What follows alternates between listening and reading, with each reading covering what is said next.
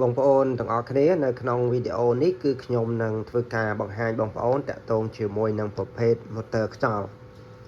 អញ្ចឹងប្រភេទ motor ខ្យល់នេះបងប្អូនអាចឃើញបាទមាន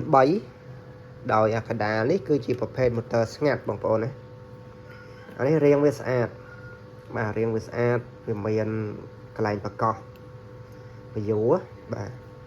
កន្លែងប្រកោះពយោហើយវាមានដុំមានអីនេះដោតជាមួយនឹងភ្លើងយើងបាទនេះសិតតែដោតជាមួយភ្លើងឯងគ្រាន់តែប្រភេទនេះអាហ្នឹងវាខ្សែស៊ីនរបស់វានេះបាទនេះក៏ខ្សែស៊ីនរបស់វាដែរតែ motor ប្រភេទនេះអាហ្នឹងយើងដុំនេះវាមិនមែនដុំស៊ីនរបស់វាទេនេះដុំយើងភ្ជាប់បំណែកផ្សេងអញ្ចឹងប្រភេទ motor ស្ងាត់នេះបងប្អូនអាចប្រើជាមួយនឹងបាទ power bank បាទឧទាហរណ៍ថាផ្ទះបងប្អូនដាច់ភ្លើងក្នុងរយៈពេលយូរអញ្ចឹងបងប្អូនដែលប្រើជាមួយនឹងទូត្រីធំអីហ្នឹងបងប្អូនគ្រាន់តែមាន power bank មកបងប្អូនដោះវានេះដោះទៅនឹងមកបងប្អូនដោតជាមួយ power bank ទៅគឺវាដំណើរការធម្មតាអានេះគុណប្រយោជន៍បាទគុណប្រយោជន៍យើងអាចប្រើជាមួយនឹង power bank បានខុសពីប្រភេទបាទពីរនេះអញ្ចឹង motor នេះវាមានខ្សែមានអីមកចប់ទេគ្រាន់តែថាខ្ញុំបង្ហាញបងប្អូនគឺបង្ហាញអញ្ចឹងដោយសារខ្ញុំអត់ទាន់ភ្ជាប់ណាបាទអត់ទាន់ភ្ជាប់ខ្សែបាទ motor ទី2នោះបងប្អូនទាំងអស់គ្នាអានេះ motor រុន1បាទនេះ motor រុន1បាទហើយបងប្អូនប្រហែលជាឆ្ងល់ហើយសួរថា motor ហ្នឹងវាខ្លាំងអត់បាទ motor នេះខ្លាំងវាមាន2លេខបាទនេះ motor រុន1នេះខ្លាំងវាមាន2លេខនេះកន្លែងយើងកាច់លេខវាពីចំហៀងនេះបងប្អូនណាអញ្ចឹងយើងកាច់មកបាទលេខខ្លាំងលេខខ្សោយតាមចិត្តយើងមកបាទអានោះវាមាន2លេខបាទនេះក៏ស្រួលមួយយ៉ាងដែរហើយខាងក្រោមនេះវាមានជើងនេះជើងជ័របាទជើងជ័រដើម្បីកុំឲ្យពេលដល់វាដំណើរការទៅវាលឺសូរសំឡេងខ្លាំងបាទបាទជើងជ័រហ្នឹងវាគ្រាន់តែញ័រអញ្ចឹងណាបងប្អូនអញ្ចឹងយើងប្រើតែហ្នឹងវាមិនសូវជាលឺសំឡេងខ្លាំងដោយសារវាមានជើងជ័រនេះទប់បាទអញ្ចឹងប្រភេទនេះធំជាងគេនេះនេះជា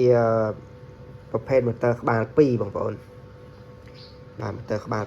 2 motor ក្បាល2នេះយើងអាចដោតបានរុន2បាទហើយវាមានលេខដូចគ្នាដែរបាទលេខខ្លាំងលេខខ្សោយដូចគ្នាបាទអញ្ចឹងបងប្អូនត្រូវការបងប្អូនអាចពិចារណាទៅលើប្រភេទ motor 3នេះហើយសួរថាប្រភេទ motor ទាំងអស់ហ្នឹងយើងយកទៅប្រើធ្វើអីបានខ្លះបងប្អូនបាទប្រយោជន៍ទី1បងប្អូនទាំងអស់គ្នាបើសិនជាបងប្អូនចាំត្រីដូចជាប្រភេទ7ពណ៌ឬក៏ប្រភេទអីផ្សេងទៀតដែលយើងដាក់នៅក្នុងទូអញ្ចឹងបងប្អូនអាចប្រើប្រភេទ motor ខ្យល់ហ្នឹងយើងដាក់ក្បាលខ្យល់នៅក្នុងទូបានឬក៏បងប្អូនចង់ប្រោះត្រីបងប្អូនស្ទូចបានបងប្អូនចង់ប្រោះត្រីយើងអាចយកទៅប្រោះត្រីបានបាទហើយមួយវិញទៀតបងប្អូនទាំងអស់គ្នាប្រភេទ motor នេះយើងប្រើសម្រាប់ធ្វើទឹកឆាត់បាទយើងប្រើសម្រាប់ធ្វើទឹកឆាត់យើងផ្លុំទឹកហ្នឹងឲ្យវាល្អបាទហើយមួយទៀតបងប្អូនធ្វើទឹកម៉ាក់បាទទឹកម៉ាក់ហ្នឹងក៏យើងប្រើ motor ហ្នឹងដើម្បីផ្លុំទឹកហ្នឹងឲ្យវាអស់ក្លិនបាទហើយជាពិសេសនោះបងប្អូនទាំងអស់គ្នាយើងអាចយកមកភ្ញាស់ជាប្រភេទពងអាធីមីបាទភ្ញាស់ពងអាធីមីឲ្យវាញាស់ល្អអាចឲ្យកូនត្រីរបស់យើងបាទ2ថ្ងៃ3ថ្ងៃហ្នឹងស៊ីបានអញ្ចឹងទាំងអស់នេះគឺជាគុណប្រយោជន៍ក៏ដូចជារូបរាងបាទរបស់ motor ទាំង3ហ្នឹងហើយបញ្ជាក់បងប្អូនដែរបាទប្រភេទ motor ទាំង3ហ្នឹងយើងអាចតក្បាលចេញបានបើសិនជាបងប្អូនចង់បាទបំបែកវាជា4បាទជា3ជា4អីចឹងទៅបងប្អូនគ្រាន់តែទិញបាទក្បាលបំបែកវាមកហើយនឹងទៅយកក្បាលខ្យល់អីទៅយើងអាចធ្វើការបំបែកបានណាបាទនេះមានលេខនេះខ្លាំងណាស់នេះបាទលេខខ្សោយហ្នឹងក៏បាទមកល្មមដែរបើលេខខ្លាំងអានឹងខ្យល់វាបុកខ្លាំងអានេះដូចគ្នា bà anh ấy về anh bên lấy thì ta cho với khăn bà đấy nè chẳng bóng ôn trong bài bà pi sai bay sai ok bà đấy bà ok cho phu bóng ôn đà trời ca bà cho phu bóng ôn đà trời caประเภท motor ចឹងបងប្អូនអាចធ្វើការតាក់ទងមកខ្ញុំបានតាមរយៈ Telegram បងប្អូន Telegram នោះគឺ097 632 ឬក៏បងប្អូនអាចធ្វើការឆាតចូល page របស់ខ្ញុំមកដោយ page ទី1មានឈ្មោះថាចំការត្រីក្រំខេត្តតាកែវជាភាសាខ្មែរបាទ page ទី2មានឈ្មោះថាឆាវឆាវលក់ត្រីក្រំជាភាសាខ្មែរហើយមួយទៀតនោះគឺ Paradise on